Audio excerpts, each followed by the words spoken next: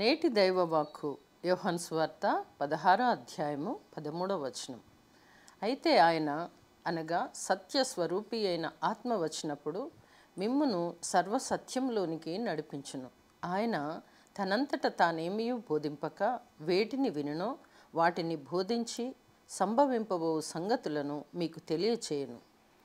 యేసు ప్రభు తన ప్రియులైన పిల్లలకు క్రమక్రమంగా దేవుని లోతైన సత్యాల్లోనికి నడిపిస్తాడు. సత్యమంతా ఒకేసారి బోధించినచో సరి అయిన రీతిలో అర్థం చేసుకోలేరు కనుక నెమ్మదిగా ఉదాహరణతో పాటు ఉపదేశిస్తారు. క్రీస్తు ఈ లోకంలో ఉన్నప్పుడు చెప్పిన విషయాలను శిష్యులు సరిగ్గా అర్థం చేసుకోలేకపోయారు.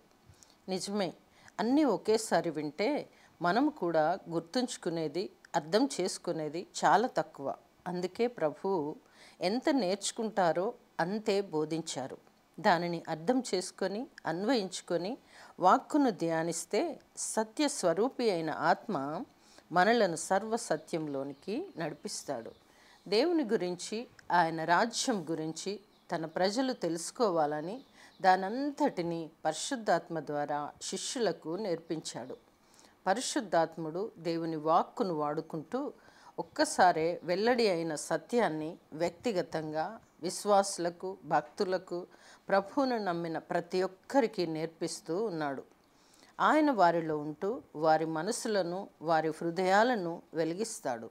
మనమందరము సర్వసత్యంలోనికి నడవాలంటే పరిశుద్ధాత్మను ఆధారం చేసుకొని దేవుని వాక్కులను వెతికి నేర్చుకునేందుకు ఆయనపై ఆధారపడాలి. అప్పుడు దేవుడే మంచి గురువుగాను, మంచి ఉపదేశకుడుగాను ఉండి సంభవింపబోవు సంగతులన్నింటినీ మనకు తెలియచేస్తాడు. కనుక మనము వాక్యము ధ్యానం చేయనప్పుడు పరిశుద్ధాత్మ సహాయం కోరుకోవాలి.